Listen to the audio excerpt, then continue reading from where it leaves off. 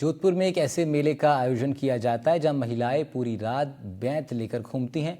जो भी पुरुष उनके सामने पड़ता है उसे पीटती हैं। इसका नाम है धींगा गवर मेला। ये क्यों आयोजित होता है, क्या इस मेले की मान्यता है, रिपोर्ट देखिए।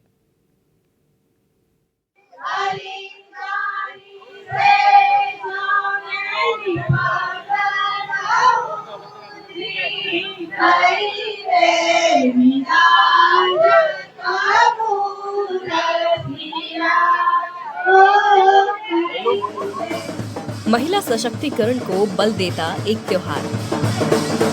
पुरुषों पर लाठियों की होती है बौछार। उस रात शहर में होता है महिलाओं का राज। राजस्थान के जोधपुर में दुनिया के सबसे अनोखे मेले का आयोजन किया जाता है, जहां पर 16 दिन पूजा करने के बाद सुहागिन महिलाएं अलग अलग स्वांग रचाकर रात में सड़कों पर निकलती हैं। इस दौरान सिर्फ महिलाओं का ही राज होता है।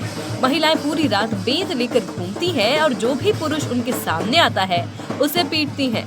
फिर चाहे कोई अनजान पुरुष हो या फिर प्रशासन का कोई अधिकारी, अपने सामने पड़ने वाले किसी भी पुरुष को महिलाएं नहीं छोड़ती। खास बात ये है कि कोई इसका बुरा भी नहीं मानता। इस खास मेले का आयोजन जोधपुर में हर साल होता है। धींगा गवर मेला 16 दिवसीय पूजा के मौके पर आयोजित किया जाता है। इसकी शुरुआत चैत्र शुक्ल की तृतीया से होती है और बैसाख कृष्ण पक्ष की तृतीया को इसका समापन होता है। करीब 16 दिनों तक गवर माता की पूजा और उपवास के बाद तीजनियां अलग अलग रूप धारण करके गवर माता के दर्शन करने पहुंची। इस दौरान सुहागिन महिलाओं ने अपने सुहाग की लंबी उम्र की कामना की, तो वहीं कुंवारी लड़कियों ने मनचाहे वर की कामना के साथ गवर माता के दर्शन किए।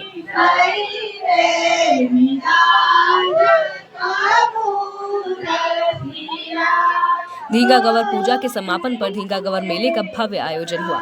जोधपुर की महिलाएं रात में मुखौटे लगाकर अलग अलग रूप में सजकर और हाथों में बेंत लेकर निकली। मेले में कोई दुर्गा बनकर आई तो कोई अर्धनारीश्वर। मुखौटा लगाकर इन तीजनियों ने बताया कि 16 दिन के उपवास के बाद आज की रात महिलाओं की रात है। वहीं महिलाएं प्रशासन की व्यवस्था से भी संतुष्ट नजर आईं।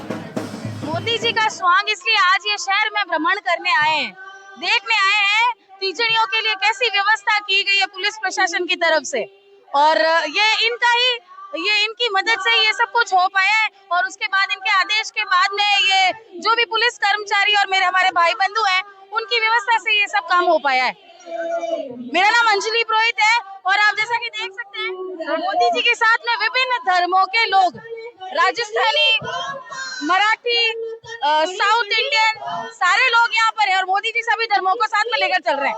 वही गणगौर की पूजा होती है जिसमें शिव गण और गौर, शिव और पार्वती का रूप होता है, इसलिए आधा शिव और आधे पार्वती गणगौर की पूजा 16 दिन करते हैं, इसलिए अर्धनारीश्वर का रूप लिया है। क्या संदेश देना चाहोगे? बस वही कि कवारी लड़कियां जो यहाँ पे आके माहौल खराब करती है हमारे तीजनियों का, बस वो नहीं करे। जिस तरह से पुलिस ने आज व्यवस्था रखी है वो सालों साल रहे तो हम पूजा भी आराम से कर पाएंगे और तीजने जो आज दर्शन कर पा रही है वो हर साल दर्शन कर पाएगी। इसी व्यवस्था के कारण रही। मन्नत तो कुछ नहीं मांगी है, बस नव दुर्गा का रूप लिया है मैंने, जिससे लोगों को प्रेरित करना चाहती हूँ कि ताकि भगवान आज भी है और हमको उसकी आराधना करनी चाहिए। आज का जो मेला ये निकल रहा है, व्यवस्था कैसी है प्रशासन की तरफ? बहुत अच्छी व्यवस्था है इसमें, लेकिन है ना बस वही है, पहले जैसा माहौल नहीं लग रहा है। ज्यादा वो लड़के छोट चमन वो नहीं है, लड़के आराम से जा पा रही है, लेकिन पहले थोड़ा था वो माहौल नहीं है। मेले को लेकर सूरसागर विधायक देवेंद्र जोशी ने बताया कि पिछले साल असामाजिक तत्वों ने मेले का स्वरूप बिगाड़ दिया था, इसलिए पुरानी संस्कृति बचाने के लिए प्रशासन ने इस बार डीजे लगाने पर रोक लगा दी। प्रशासन ने महिलाओं की मांग पर व्यवस्थाओं में परिवर्तन किया है।